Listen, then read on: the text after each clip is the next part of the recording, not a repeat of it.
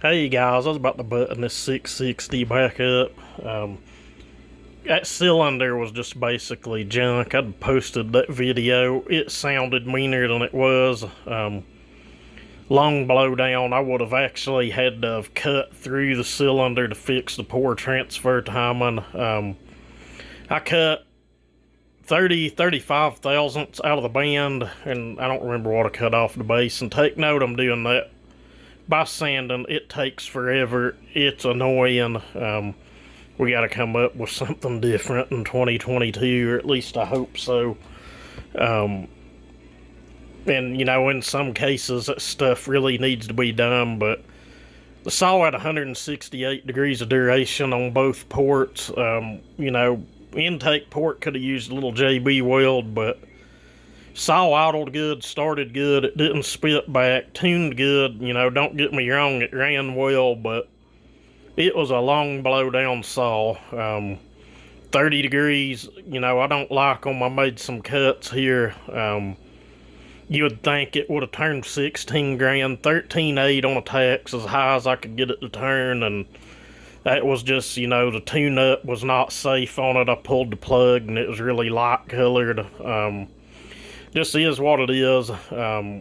Let's see, numbers were 96, 126, and 84. 20 thousandths squish. We're running a pop-up. There was a lot cut out of the band. So, it made 180 psi and wasn't even broken in, but just seemed like it's starving for fuel in a cut. And that's just something I've noticed with long blowdown saws. Some people love them. I just ain't a fan. They just seem peaky, and, I just don't care for it. But what we've got here is the Farmer Tech jug.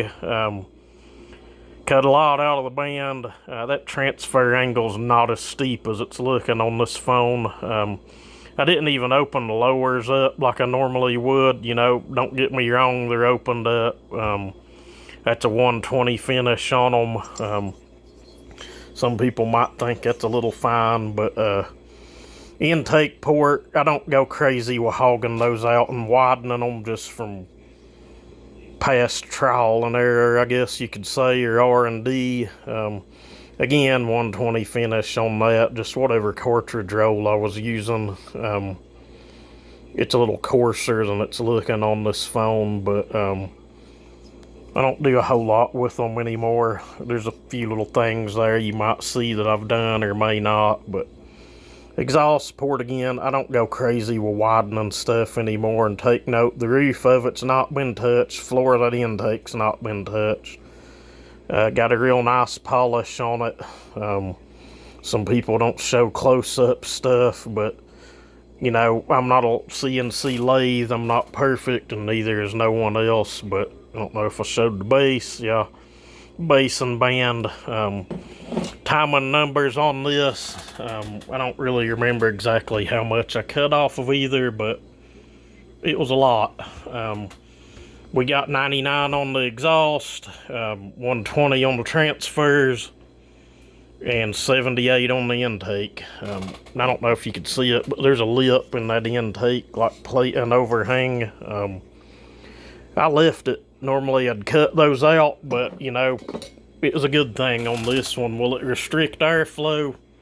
I doubt enough to even matter, but you could probably take some epoxy and smooth the floor, but it's like 15 or 20 thousandths overhang, so it makes the intake timing that much better, so we'll leave it at that.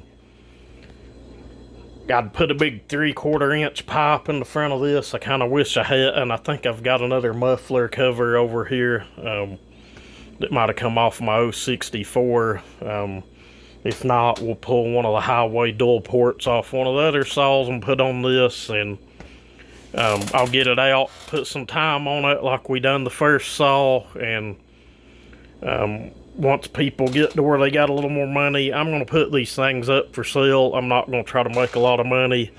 Just going to try to, I guess, break even with them. I know, Justin, you'd said in the comments you'd like to have one. I ain't going nowhere no time soon. I'll make you a good deal. I ain't out to break the bank on them, but you know, if somebody does want one, or when I do put them online for sale, you know, right here's what you're gonna get. Pretty nice pop-up piston. I buy these from Little Red Barn. You know, Meteor I don't think makes a pop-up, but these things look just like a Meteor. They come with cabers, or at least they sure look like cabers. They claim they're not Chinese or Taiwan made, so, you know, you can take that for what it's worth, but, we're gonna get this junk back together. I guess it ain't junk, it's about a new saw, but I call everything junk I do. I like to be honest, you guys, so I'm gonna show you what's going on here, but, that other cylinder, it was just garbage, should have been threw away anyway. But this is getting pretty long for a phone video. I'll have this thing up running tomorrow. It's gonna rain all day long, so I'll be stuck here in the shop all day, I guess. But you fellas have a good one.